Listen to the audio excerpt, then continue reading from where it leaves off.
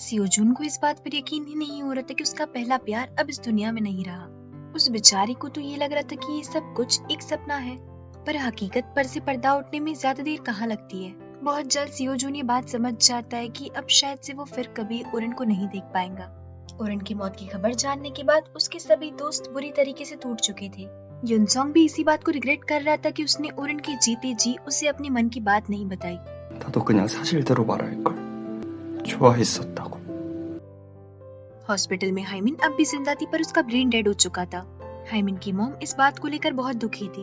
Hospital में आई police ये सोच रही थी कि वो असलियत का पता कैसे लगाए, क्योंकि पुलिस की इन्वेस्टिगेशन के हिसाब से उस समय छत पर 2 लोग थे। उन 2 लोगों में से एक की मौत हो चुकी है और दूसरा ब्रेन डेड है। शायद पुलिस ये बात नहीं जानती थी कि उस समय छत पर सियोजून भी मौजूद था। सियोजून भी पुलिस की बातों को सुन लेता है, पर उनसे जाकर सच्चाई नहीं कहता। सियोजून जब हाइमिन के कमरे में जाने वाला होता है तब वो देखता है कि उसकी मॉम हाइमिन की इस हालत के लिए अपने आप को दोष दे रही है। अपनी मॉम को हाइमिन के लिए इतना ज्यादा रोतब लगता देख सियोजून को और भी ज्यादा तकलीफ होने लगती है और वो इस पूरी सिचुएशन का जिम्मेदार खुद को ही ठहराने लगता है। सियोजून को ये भी लग रहा था कि ओरेन की जान भी उसी की वजह से गई है। इस परेशानी का हल ढूंढने के लिए सियोजून भागकर अपने घर जाता है और अपने ड्रॉर से एक फोटो निकाल कर जलाने लगता है ताकि वो टाइम ट्रेवल करके सब कुछ सही कर सके। पर इस बार सियोजून की पूरी फोटो जलाने के बाद भी वो टाइम ट्रेवल नहीं कर पाता। इस बात से परेशान होकर सियोजून उसी फोटो स्टूडियो की तरफ भागता है जहाँ से वो अक्सर अपने कैमरा से खींची गई फोटोज डेवलप किया करता था। सियोजून जैसे ही उस स्टूडियो पर पहुंचता है वो देखता है कि स्टूडियो बंद है। वो उसे खुलवाने की कोशिश भी करता है, पर स्टूडियो के ओनर उस समय शायद फोटो स्टूडियो में मौजूद ही नहीं थे। थक कर सियोजून वापस अपनी स्कूल लौट जाता है, पर उसे हर जगह पर ओरेन ही दिखाई दे रही थी। सियोजून ओरेन की मौत के दर्द में इस कदर डूब चुका था कि वो फोटोग्राफी स्टूडियो में अपनी जान लेने वाला था। पर तभी अचानक से ओरेन सियोजून के सामने आती है और उससे कहती है कि मैंने ठीक तरीके से तो कैमरा पकड़ा है ना।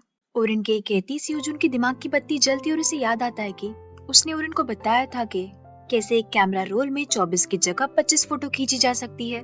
इस सीन में जिस ओरेन का जिक्र किया गया है वो सिर्फ और सिर्फ सियोजून की इमेजिनेशन है। इस बात को याद करने के बाद सियोजून को एक और बात याद आती है कि जब ओरेन के हाथ से कैमरा गिरा था तो कैमरे के गिरने की वजह से एक और फोटो क्लिक हो गई थी। सियोजून को जैसी ये बात याद आती है वो खुद ही उस फोटोग्राफ को प्रिंट कर लेता है और उस फोटो को जलाकर टाइम ट्रेवल कर पाता है।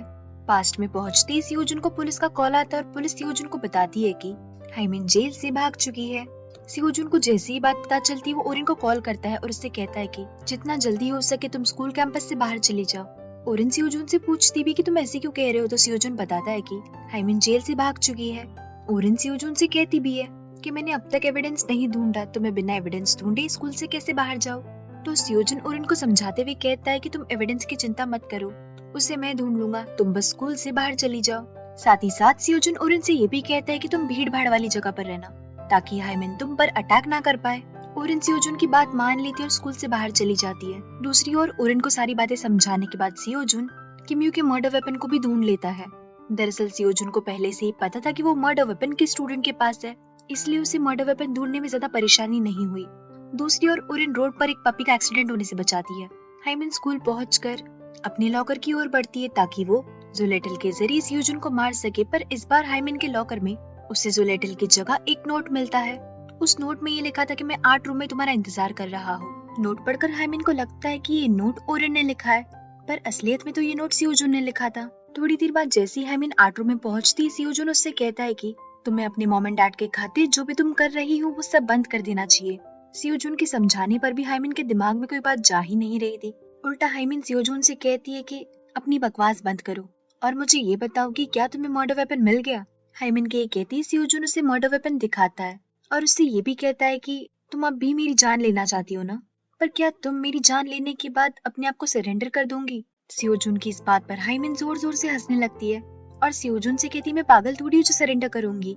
हाइमिन को बीच में रोकते हुए सियोजून उससे कहता है कि तुम्हें रोकने के लिए मैं फ्यूचर से आया हूँ, क्योंकि जिस किसी ने भी टाइम ट्रैवल किया है उस इंसान को टाइम ट्रैवल करने की कीमत चुकानी होगी और तुमने इस काम के लिए जो कीमत चुकाई है वो मैं देख चुका हूँ।